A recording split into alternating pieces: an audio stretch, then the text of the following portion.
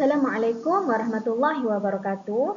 Saya Nur Ayuni Suhana binti Ahmad Fikri, pelajar PDPT ambilan Oktober 2023. Okey, baiklah. InsyaAllah hari ini saya akan membentangkan berkaitan dengan falsafah pendidikan kebangsaan FPK dan Pelan Induk Pembangunan Pendidikan iaitu PIBP dengan sistem pendidikan di Malaysia.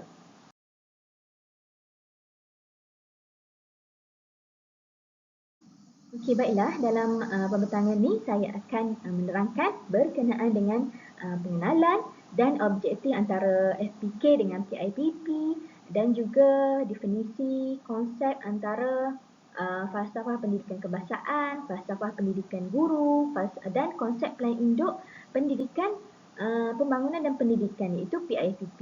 Okey, yang fokuskan dalam pembentangan ini adalah sejauh manakah FPK dan PIPP ni menjadikan sistem pendidikan di Malaysia antara yang terbaik di dunia.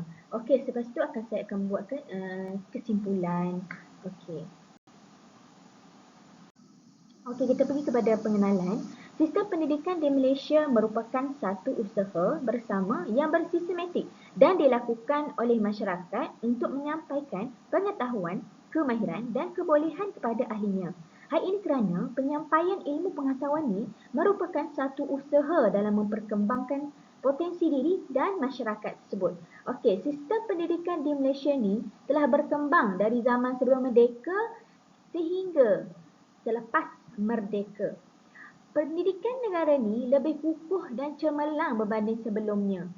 Pendidikan mempunyai keupayaan untuk menyumbang kepada pembangunan, baik pembangunan manusia maupun pembangunan negara. Disebabkan itu, perkembangan sektor pendidikan dianggap penting dan diberi keutamaan seperti perkembangan sektor lain. Okey, seterusnya, seperti kita tahu, untuk falsafah maupun dasar, sudah semestinya wujud tujuan ataupun objektif. Okey, dekat sini objektif untuk falsafah pendidikan kebangsaan iaitu FPK. Yang pertama, untuk mengetahui elemen penting falsafah pendidikan kebangsaan dalam cerminan masyarakat. Yang kedua, mengenal pasti matlamat utama falsafah pendidikan kebangsaan bagi melahirkan insan yang harmonis dalam cerminan masyarakat. Okey, yang ketiga, untuk mengaplikasikan falsafah pendidikan kebangsaan dari aspek jasmani, intelek, emosi dan rohani dalam cerminan masyarakat. Okey, objektif untuk Pelan Induk Pembangunan Pendidikan PIBP pula adalah melaksanakan dan merealisasikan satu sistem pendidikan yang holistik, progresif, bermoral dan bertaraf dunia. Okey, baiklah, kita pergi kepada definisi konsep. Definisi untuk falsafah pendidikan kebangsaan. Falsafah pendidikan kebangsaan berasal daripada 3 perkataan, iaitu falsafah pendidikan kebangsaan. Okey, ketiga-tiga perkataan ini saya akan terangkan lebih lanjut pada slide seterusnya. Baiklah, kita teruskan dengan falsafah, maksud perkataan falsafah, perkataan pendidikan dan perkataan kebangsaan. Yang mana maksud falsafah ini menurut tokoh E.D. Miller, beliau mengatakan bahawa usaha berfikir secara rasional dan kritis terhadap variasi item. Okey, manakala menurut tokoh Sharifah Alawiyah Al-Zaghaf, beliau pertimbangan asas dan andaian berkenaan pertimbangan terhadap perkara yang penting. Okey, kita pergi pula kepada maksud pendidikan. Perkataan pendidikan mengikut bahasa Latin menyatakan bahawa memelihara atau mengasuh. Okey, bagi definisi untuk falsafah pendidikan yang diertikan oleh Yusuf Al-Qaradawi sebagai pendidikan merangkumi keseluruhan hidup termasuklah akal, hati dan rohani, jasmani, akhlak dan tingkah laku. Okey, seterusnya maksud perkataan kebangsaan. Okey, secara generalnya diartikan sebagai sesuatu yang universal dan ditimbangbalikkan dengan negara secara keseluruhannya. Okey, ditimbangbalik ini bermaksud hubungan antara negara dan rakyat saling memerlukan raja dan rakyat saling menerima dan memberi. Baiklah, ini falsafah pendidikan kebangsaan FPK. Saya akan baca terlebih dahulu. Pendidikan di Malaysia adalah usaha berterusan untuk mengembangkan potensi individu secara keseluruhan dan bersepadu untuk melahirkan insan yang seimbang dan harmoni dari segi intelek, semangat, emosi dan jasad berdasarkan kepercayaan dan kepatuhan kepada Tuhan.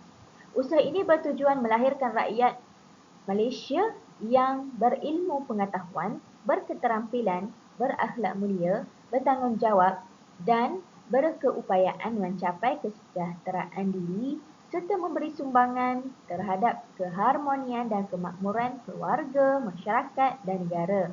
Okey, baiklah. Berdasarkan falsafah pendidikan kebangsaan di Malaysia ni, yang mana yang perlu kita fahami di sini adalah bahawa pendidikan ni adalah satu usaha yang berterusan yang mana guru perlu perkembangkan dalam diri murid dan berdasarkan itu murid yang bagaimana untuk dibentuk ataupun untuk memperkembangkan murid menjadi insan yang seimbang dan harmoni iaitu berdasarkan kepercayaan dan kepatuhan kepada Tuhan.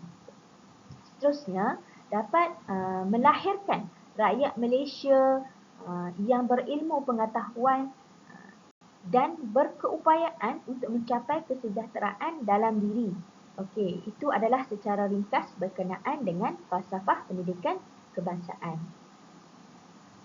Okey, kita teruskan dengan matlamat falsafah pendidikan kebangsaan. Dekat sini matlamat falsafah pendidikan kebangsaan mempunyai 5 komponen. Yang pertama, berilmu pengetahuan. Yang kedua, memupuk perpaduan di kalangan rakyat berbilang kaum. Yang ketiga, memiliki sasiah yang seimbang dan sepadu. Yang keempat, bertanggungjawab kepada diri, masyarakat, agama dan negara. Yang kelima, berakhlak mulia, percaya dan patuh kepada Tuhan. Okey, kita pergi satu-satu. Yang pertama, berilmu pengetahuan. Yang mana murid dapat membaca, murid dapat menguasai 3M. Sekaligus dapat memanfaatkan ilmu kepada diri sendiri dan juga kepada masyarakat, orang keliling. Okey, yang kedua memupuk perpaduan di kalangan rakyat berbilang kaum. Macam-macam usaha untuk memupuk perpaduan. Contohnya macam menyatukan institusi pendidikan dari peringkat rendah. Yang kedua, menyambut hari perayaan bersama-sama melalui rumah terbuka, keadaan kelas, sambut perayaan bersama-sama pelbagai kaum. Kalau nombor 3, memiliki sasiah yang seimbang dan sepadu. Okey, memiliki sasiah yang seimbang ni berkelakuan baik. Yang keempat, bertanggungjawab kepada diri. Mereka tahu tanggungjawab kepada diri mereka, tanggungjawab kepada masyarakat, tanggungjawab kepada agama, sebagai contohnya sebagai seorang Muslim, tanggungjawab macam mana, dan negara sebagai rakyat Malaysia, macam mana tanggungjawab mereka akan tahu, mereka dapat tahulah. Okey, yang kelima, berakhlak mulia, percaya dan patuh kepada Tuhan. Yang ni mereka dapat tahu baik dan buruk akan sesuatu perkara, dapat menilai, dapat menjaga diri dan berakhlak mulia. Okey, baiklah, kita pergi kepada elemen falsafah pendidikan kebangsaan. Yang mana menurut KPM 2001 terdapat 10 elemen-elemen yang penting yang terkandung dalam falsafah pendidikan kebangsaan. Iaitu yang pertama, pendidikan suatu usaha berterusan. Okey, apa yang kita boleh maksudkan dengan usaha yang berterusan? Iaitu pendidikan merupakan suatu proses memperolehi ilmu secara berterusan sepanjang hayat individu. Proses ini berlaku berterusan bermula sejak kecil sehingga akhir hayat. Seperti mana yang dituntut di dalam hadis, tuntutlah ilmu dari buayan hingga ke liang lahat. Okey, pendidikan ni boleh berlaku secara formal ataupun tidak formal. Dia boleh berlaku di mana-mana sahaja selain sekolah. Okey, yang kedua, elemen yang kedua, memperkembang potensi individu. Okey, contohnya dapat perkembangkan bakat ataupun kebolehan dari segi jasmani, emosi, rohani dan intelek. Maksudnya perkembangan potensi kita boleh tengok dari segi jeris. Yang ketiga, perkembangan potensi secara menyeluruh dan bersepadu macam tadi. Yang keempat, insan yang seimbang dan harmonis. Okey, insan yang seimbang dan harmonis ni supaya tiada sebarang perkara yang terabai dan keseimbangan bagi seseorang individu tu adalah sangat penting bagi memastikan kemajuan diri. Yang kelima, kepercayaan dan kepatuhan kepada Tuhan. Yang mana dapat mengawal diri agar tidak melakukan sebarang perkara yang buruk ataupun perkara kejahatan. Okey, yang keenam, rakyat Malaysia yang berilmu pengetahuan. Yang ketujuh, rakyat Malaysia yang berketerampilan. Yang kelapan, rakyat Malaysia yang berakhlak mulia. Yang kesembilan, rakyat Malaysia yang bertanggungjawab. Yang mana rakyat Malaysia ni, rakyat dapat dididik agar lebih bertanggungjawab terhadap diri ataupun terhadap diri dan negara. Yang ke-10, rakyat Malaysia yang berkeupayaan menikmati kesejahteraan diri. Yang mana bermaksudnya rakyat Malaysia dapat menonjolkan diri yang boleh memajukan diri. Okey, kita pergi pula kepada definisi falsafah pendidikan guru. Falsafah pendidikan guru diwujudkan daripada falsafah pendidikan kebangsaan dan falsafah pendidikan guru ini juga merupakan satu panduan bagi merealisasikan falsafah pendidikan kebangsaan. Baiklah, kita pergi pula kepada falsafah pendidikan guru, FPG. Yang mana guru yang pekerti mulia berpandangan progresif dan saintifik, bersedia menjunjung aspirasi negara serta menyanjung warisan kebudayaan negara, menjamin pembangunan individu dan memelihara suatu masyarakat yang bersatu padu, demokratik, progresif dan berdisiplin. Okey. Menurut falsafah pendidikan guru ini, mestilah dihadapkan oleh guru yang mana guru perlu cakna dan faham berkaitan dengan falsafah pendidikan guru untuk diaplikasikan dalam proses pengajaran dan pembelajaran ataupun dalam bidang kerja guru itu sendiri. Okey, kita pergi kepada matlamat dan elemen falsafah pendidikan guru. Okey, apakah matlamat falsafah pendidikan guru?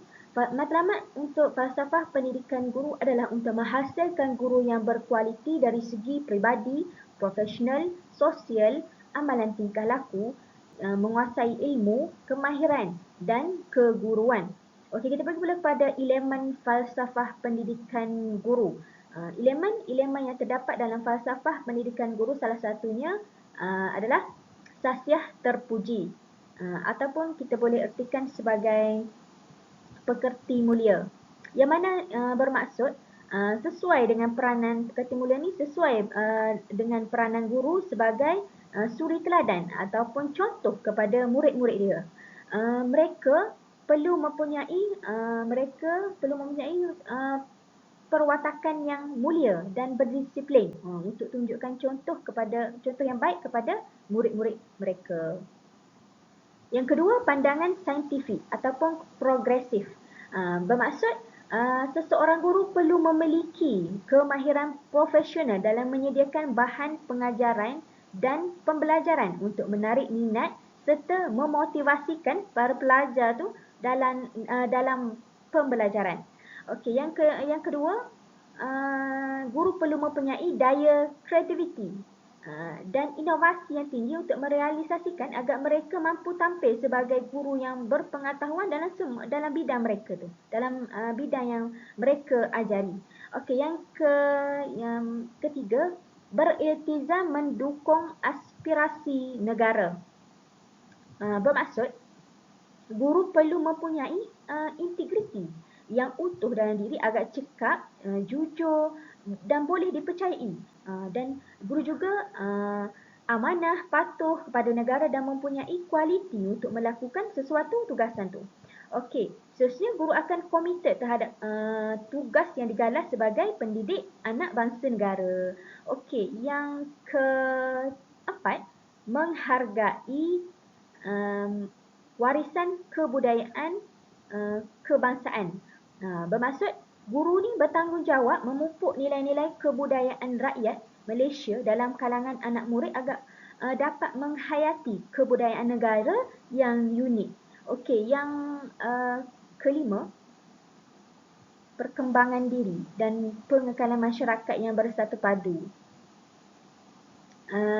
Demokratik, progresif dan disiplin. Bermaksud dekat sini guru hendaklah menegaskan anak-anak murid mengenai rasa hormat antara satu sama lain walaupun berbeza latar belakang ataupun berbeza perkauman, perbezaan perkauman. Guru perlu menerapkan nilai sifat untuk hormat akan golongan kaum lain. Okay, baiklah, saya sambung dengan definisi dan konsep untuk Pelan Induk Pembangunan Pendidikan PIPP pada tahun 2006 sehingga 2010. Kerajaan Malaysia telah melaksanakan Pelan Induk Pembangunan Pendidikan PIPP adalah untuk mencapai kesamarataan dalam peluang pendidikan dan untuk memupuk integrasi nasional dalam di sekolah.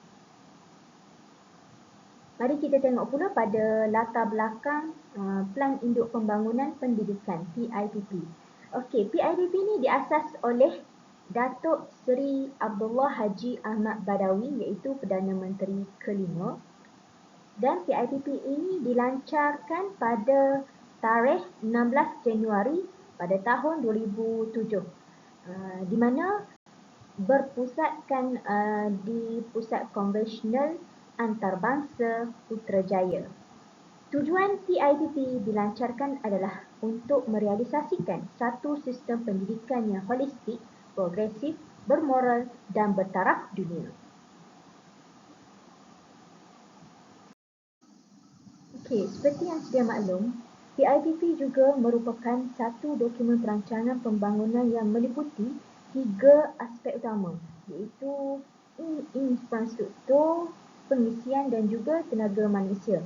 Dan matlamat PIPP adalah untuk menghasilkan pendidikan berkualiti untuk semua.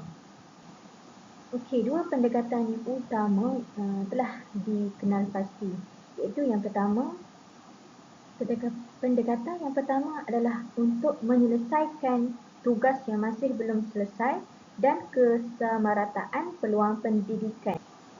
Dan pendekatan kedua adalah untuk kecemerlangan institusi pendidikan.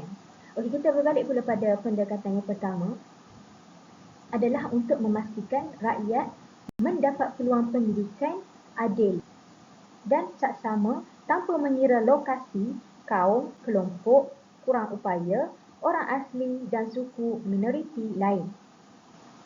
Dan ianya juga untuk memastikan semua pelajar kuasai kemahiran 3M iaitu membaca, menulis dan mengira dan tidak ada yang tercicir akibat kemiskinan. Selain itu, pendekatan utama ni adalah untuk peluaskan ke semua jenis sekolah, peluasan ke semua jenis sekolah dan lokasi akan ditingkatkan untuk memastikan semua pelajar mendapat akses ICT, khususnya capaian internet di kawasan pendalaman ataupun di kawasan yang terceruk. Okey, untuk pendekatan yang kedua pula, di mana KPM telah memberi perhatian khusus ke atas sekolah yang telah mencapai tahap kecemerlangan, yang mana untuk mengekalkan kecemerlangan dan mampu mempertingkatkan kecemerlangan ke tahap yang lebih tinggi. KPM juga telah mengenal pasti sekolah-sekolah dalam kluster sekolah kebangsaan SK, sekolah jenis kebangsaan SJK, sekolah berasrama penuh SBB, sekolah premier, sekolah menengah teknik SMT, sekolah menengah kebangsaan agama SMKA, sekolah 100 tahun Centennial, dan Sekolah Bestari serta sekolah-sekolah Putrajaya dan Cyberjaya. Okey, kita pergi pula kepada Trust Plan Induk Pembangunan Pendidikan tahun 2006 sehingga tahun 2010, yang mana dalam trust ini terkandung 6 Trust Plan Induk Pembangunan Pendidikan. Okey, yang pertama, membina negara bangsa. Trust yang kedua, membangunkan modal insan. Trust yang ketiga, memperkasakan sekolah kebangsaan. Trust yang keempat, merapatkan jurang pendidikan. Trust yang kelima, memartabatkan profesyen keguruan. Trust yang terakhir iaitu trust yang keenam, melonjakkan kecemerlangan institusi pendidikan. Okey, berdasarkan 6 trust PIPP ini tadi, terdapat trust-trust yang telah dilaksanakan oleh kerajaan dalam mencapai kesamarataan peluang pendidikan dan juga memupuk integrasi nasional di sekolah. Okey, baiklah, kita teruskan dengan fokus utama dalam tugasan yang dilaksanakan ini, iaitu sejauh manakah falsafah pendidikan kebangsaan iaitu FPK dan PIPP Plan Induk Pembangunan Pendidikan di Malaysia menjadikan sistem pendidikan Malaysia ada antara yang terbaik di dunia.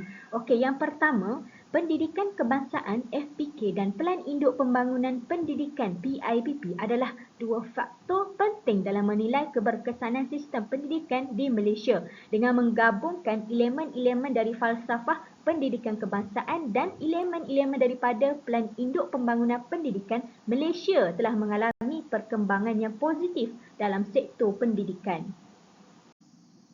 Okey, kita tengok yang kedua, iaitu FPK, Falsafah Pendidikan Kebangsaan, dan PIPP, Pelan Induk Pembangunan Pendidikan, memainkan peranan yang sangat penting dalam menjadikan sistem pendidikan di Malaysia antara yang terbaik di dunia dengan melibatkan beberapa aspek termasuk pertama, pembentukan individu, yang kedua, kualiti pengajaran dan pembelajaran, dan juga pencapaian matlamat pembangunan pendidikan. Okey, boleh kita tengok dekat sini macam mana FPK dan PIPP digabungkan elemen antara dua tu untuk membentuk pembentukan individu. Okey, cuba kita tengok pada macam mana FPK, peranan FPK untuk membentuk individu. Okey, FPK menekankan pembentukan insan holistik dengan penekanan pada nilai-nilai moral, etika dan integrasi nasional. Okey, dekat sini kita boleh tengok integrasi nasional ni bermaksud satu proses ataupun matlamat di mana semua penduduk dalam satu wilayah tertentu hidup bersama selama-lamanya dan saling menghormati tanpa mengira agama, perbezaan etnik dan bahasa, serta mereka sudi berkongsi pengalaman, latar belakang, sejarah dan nilai dan sebagainya. Yang mana hal ini dapat membantu membentuk generasi yang beretika, yang bertanggungjawab dan berkepribadian baik. Okey, kenapa rakyat Malaysia ditekankan untuk supaya bertanggungjawab? Kerana rakyat Malaysia ditekankan untuk bertanggungjawab supaya rakyat yang mempunyai tanggungjawab yang sempurna terhadap Tuhan, bangsa dan negara akan melaksanakan tugasnya dengan cekap, bersih dan amanah. Rakyat Malaysia yang bertanggungjawab ialah rakyat yang memiliki ciri-ciri seperti menyedari tugas dan bertanggungjawab harus dilaksanakan dengan sempurna. Mereka sentiasa berusaha meningkatkan daya pengeluaran dengan mematuhi peraturan dan undang-undang negara, dan mereka berusaha memajukan diri, keluarga, masyarakat, bangsa, negara dan agama. Okey, kita tengok pula pada PIPP. Bagaimana PIPP membentukkan peranan PIPP dalam pembentukan individu, iaitu dengan memberikan hala tuju dan strategi pembangunan pendidikan untuk mencapai matlamat pembentukan individu yang komprehensif Iaitu PIPP dapat memberikan panduan bagi pengembangan aspek jasmani, emosi, sosial dan sahsiah individu. Kalau kita boleh tengok, dia berkait rapat dengan elemen membangunkan modal insan. Yang mana pembangunan modal insan bertujuan memastikan anak bangsa Malaysia mempunyai ilmu pengetahuan serta kepakaran tinggi bagi penyediaan guna tenaga dalam pelbagai jenis pekerjaan. Selain itu, para pelajar akan dilengkapi kemahiran komunikasi berkesan, kebolehan menggunakan teknologi komunikasi maklumat iaitu ICT dengan baik dan mereka berupaya berfikir secara kreatif dan kritis serta mampu bertindak secara rasional dan mampu mengamalkan pembelajaran sepanjang hayat dan mempunyai nilai tinggi serta berupaya menjadi pemimpin berkesan dalam keluarga dan masyarakat. Okey, kita tengok pula dari aspek kualiti pengajaran dan pembelajaran. Bagaimana FPK dan PIPP menjaga kualiti pengajaran dan pembelajaran.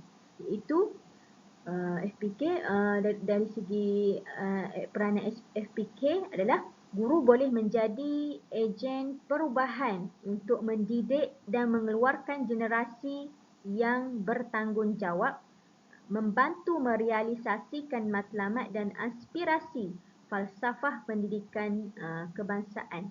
Okey, bagaimana guru boleh menjadi ejen perubahan? Okey, bila guru boleh menentukan cara setiap individu dan murid belajar dengan kaedah yang sesuai. Dalam perkara ni, guru harus ataupun guru perlu mempunyai kemahiran dan dalam memilih strategi PMP yang sesuai kerana ia merupakan satu rancangan untuk melaksanakan aktiviti dalam PMP. Okay?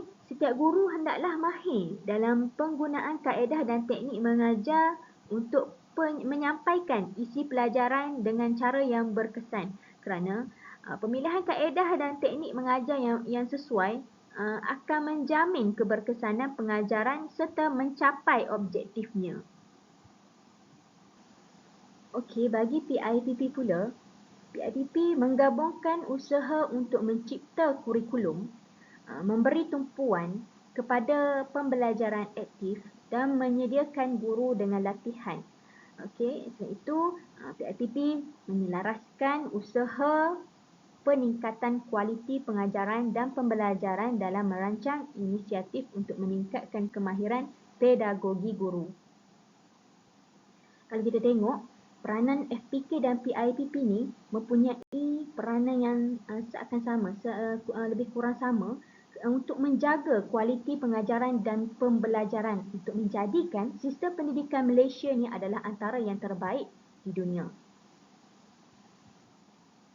Contohnya, kalau kita tengok PIPP ni menyediakan guru dengan latihan yang mana bermaksud guru-guru yang baru menamatkan pengajian perguruan dari maktab atau institusi pengajian tinggi akan diwajibkan berkhidmat di kawasan pendalaman dahulu tanpa sebarang pengecualian. Okey, untuk aspek yang ketiga, iaitu dari segi aspek pencapaian matlamat pembangunan pendidikan. Kita tengok apakah peranan FPK dan PIPP dalam pencapaian matlamat pembangunan pendidikan. Okey, FPK menetapkan matlamat pembentukan insan holistik dan integrasi nasional, iaitu penekanan terhadap nilai-nilai bersatu padu.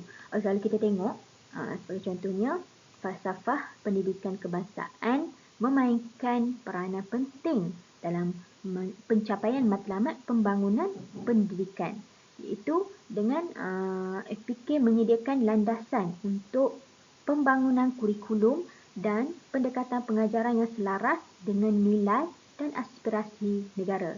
Ia membentuk aspek kebudayaan, sosial dan moral dalam sistem pendidikan untuk menghasilkan individu yang seimbang dan berdaya saing. Okey, kita tengok pula pada peranan PIPP. PIPP memberikan hala tuju dan strategi pembangunan untuk mencapai matlamat pembangunan pendidikan. PIPP merangkumi aspek pelbagai termasuk pembentukan insan. Kejayaan sistem pendidikan Malaysia terletak pada keharmonian antara pelbagai kaum dan kepelbagaian budaya. Jadi kalau kita tengok peranan PIPP adalah sebagai panduan strategik bagi penyelarasan, perancangan dan pelaksanaan inisiatif dalam sistem pendidikan. PIPP juga membantu mencapai matlamat pembangunan pendidikan dengan menetapkan arah dan keutamaan dalam pembangunan sektor pendidikan dan merangkumi aspek kurikulum, pengurusan sumber manusia, infrastruktur dan inovasi dalam pendidikan. Dengan merancang pelbagai inisiatif berdasarkan PIPP, negara dapat meningkatkan kualiti dan aksesibiliti pendidikan, memberikan dasar yang kukuh untuk mencapai matlamat pembangunan pendidikan secara menyeluruh. Okey, saya teruskan dengan keberkesanan FPK dan PIPP dalam menjamin sistem pendidikan Malaysia sebagai sistem pendidikan yang terbaik di dunia dari aspek kurikulum, pendidikan dan institusi pendidikan pula. Okey, kita tengok keberkesanan FPK dalam menjamin sistem pendidikan dari segi aspek kurikulum. Okey, kurikulum di sekolah mengalami perubahan sukatan pelajaran yang berorientasikan kepada program bersepadu. Setiap sekolah menerima sukatan pelajaran yang sama dan selaras kerana untuk elakkan daripada berlaku sifat iri hati dalam kalangan pelajar tu, kerana jika setiap sekolah belajar mengikut sukatan yang berlainan, itu akan menimbulkan ketidakpuasan hati di antara kalangan pelajar. Okey. Dan juga akan menyebabkan bersalahan dengan matlamat falsafah pendidikan kebangsaan, yang mana falsafah pendidikan kebangsaan ingin melahirkan individu yang seimbang.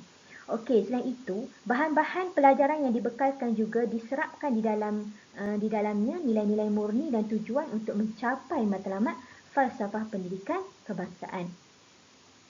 Seterusnya, sistem pendidikan juga diubah menjadi pendidikan yang umum. Semua rakyat mampu untuk ke sekolah. Kalau kita tengok pada zaman dahulu, berlainan. Zaman dulu hanya orang yang mampu saja dapat pergi ke sekolah. Okey, seterusnya pelajaran untuk melatihkan pelajar mahir dalam teknologi pula diserapkan bagi membawa Malaysia ke arah yang maju dan tidak ketinggalan. Okey, keberkesanan dari aspek pendidikan pula, guru boleh menjadi ejen perubahan untuk mendidik dan mengeluarkan generasi yang bertanggungjawab, membantu merealisasikan matlamat dan aspirasi falsafah pendidikan kebangsaan dan visi 2020. Di mana ini bermaksud falsafah pendidikan kebangsaan ini menggalakkan guru memahami sistem pendidikan selain daripada membimbing guru melaksanakan fungsi pendidikan. Ianya boleh diperolehi di mana-mana dan bila-bila diperlukan. Okey, guru perlu mendedahkan sesuatu kepada pelajar bagi meningkatkan pengetahuan dan kemahiran, terutamanya dalam kemahiran menggunakan ICT untuk membolehkan pelajar tu mengikut perubahan sistem pendidikan yang berteraskan teknologi. Guru yang mempunyai sikap bertanggungjawab sepenuhnya untuk menjadi guru yang baik, sentiasa cuba berlatih dan mendapatkan apa yang telah dipelajari untuk memenuhi matlamat dan aspirasi falsafah ini. Pada masa yang sama, guru memperkembangkan dan memperkayakan pendidikan melalui perkembangan kurikulum bilik darjah, seperti menjalankan aktiviti dan lembaran kerja yang diusahakan guru itu secara kreatif. Seterusnya, saya sambung dengan keberkesanan terhadap institusi pendidikan. Itu membawa perubahan struktur dan organisasi ke arah mewujudkan penambahbaikan yang sesuai. Ini bermaksud matlamat pendidikan kebangsaan ini mengalami perubahan untuk merealisasikan matlamat FPK. Pelbagai perubahan yang telah dilakukan, antaranya sebagai contoh kita boleh tengok kemudahan-kemudahan di sekolah diubah dan ditambah supaya pelajar mampu untuk memperkembangkan kemahiran mereka dari segi intelek, rohani, emosi dan jasmani. Ini adalah untuk melahirkan individu yang sempurna dan seimbang. Budaya di sekolah juga diubah untuk memupuk nilai-nilai murni di dalam diri pelajar supaya saling bekerjasama, supaya saling toleransi dan mengamalkan sikap perpaduan. Tidak kira kaum, perbezaan kaum ataupun bahasa. Okey, ini adalah matlamat falsafah pendidikan kebangsaan, iaitu melahirkan individu yang mampu untuk menyumbang keharmonian kepada negara. Selain itu, suasana sekolah juga diubah untuk melahirkan pelajar yang cintakan ilmu dan membentuk budaya membaca di kalangan mereka. Okey, kita tengok pula pada keberkesanan PIPP dalam aspek kurikulum. Kurikulum standard sekolah rendah merupakan teras kedua plan induk pembangunan pendidikan PIPP, di mana dasar teras tersebut adalah membangunkan modal insan yang mempunyai pengetahuan dan kemahiran serta menghayati nilai-nilai murni. Yang kedua, KSSR merupakan tunjang utama PIPP untuk menjayakan pendidikan di Malaysia, yang mana wujudnya kaedah pentaksiran berasaskan sekolah PBS. Seterusnya, penambahbaikan konsep 3M kepada 4M dalam mata pelajaran matematik. Yang mana telah KSSR diperkenalkan, konsep dalam mata pelajaran matematik telah mengalami peningkatan. Iaitu semasa di peringkat KBSR, konsep yang ditekankan ialah konsep 3M, iaitu membaca, menulis dan mengira. Pada pelaksanaan KSSR pula, konsep yang diperkenalkan ialah konsep 4M, ialah membaca, menulis, mengira dan menakul. Menakul merupakan konsep yang ditambah untuk meningkatkan penguasaan murid dalam mata pelajaran matematik. Penakulan merupakan asas yang penting untuk memahami matematik dengan lebih berkesan dan menjadikan pengertian tentang matematik adalah lebih bermakna. Kalau kita tengok, menakul juga adalah merupakan kemahiran berfikir yang mana membolehkan seseorang pelajar itu membuat keputusan berdasarkan akal dan logik. Seterusnya, wujudnya penggunaan ICT dalam pembelajaran matematik. Penggunaan ICT disertai dengan cara mengajar yang betul boleh menggalakkan pelajar berfikir secara optimum. Sebelum KSSR diperkenalkan, penggunaan ICT dalam mata pelajaran matematik jarang digunakan. Selepas konsep menakul diperkenalkan dalam KSSR, mata pelajaran matematik mula menggunakan perisian matematik dalam ICT. Sebagai contoh, perisian matematik yang diperkenalkan melalui ICT ialah Geometer Sketchpad. Kementerian Pelajaran Malaysia telah mewajibkan setiap guru mempelajari serta menguasai ilmu geometri dengan menggunakan ICT, iaitu Geometer Sketchpad.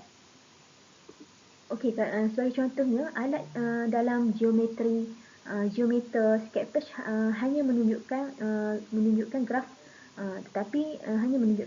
tetapi jika guru pandai bertanyakan soalan pengajaran kepada murid-murid, maka pelajaran yang berlaku pada hari itu akan menjadi lebih efektif. Itu adalah antara kelebihan menggunakan ICT dalam pelajaran. Maksudnya pelajar dapat maklum balas dengan cepat. Mereka boleh menguji kefahaman sendiri dengan membuat latihan secara online dan mengesan kesilapan yang dibuat dengan serta-merta. Ini maksudnya ini akan menjadikan pembelajaran pada itu akan lebih berkesan. Selain itu, pembelajaran menggunakan ICT ini dapat merangsang minda murid-murid untuk menguasai bidang ICT. Kalau kita tengok zaman sekarang memang memerlukan pelajar mahir menggunakan ICT. Contohnya, sekiranya berlaku apa-apa bencana seperti baru-baru ni, sebagai contoh sekolah ditutup, jadinya penggunaan ICT dalam membuat PDPR di rumah sangat-sangat memerlukan murid mahir untuk menggunakan.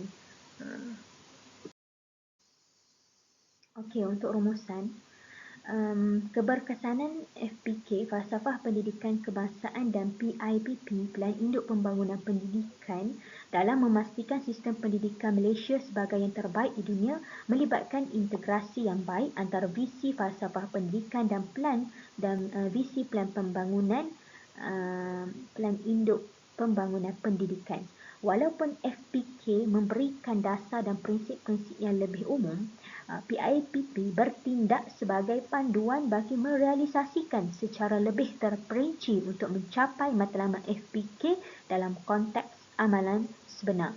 Kesinambungan dan keberkesanan dalam sistem pendidikan Malaysia bergantung pada keselarasan dan pelaksanaan berkesan antara FPK dan PIPP, iaitu Falsafah Pendidikan Kebangsaan dan Pelan Induk Pembangunan Pendidikan, serta kemampuan untuk menyesuaikan diri dengan perubahan semasa dan keperluan masyarakat.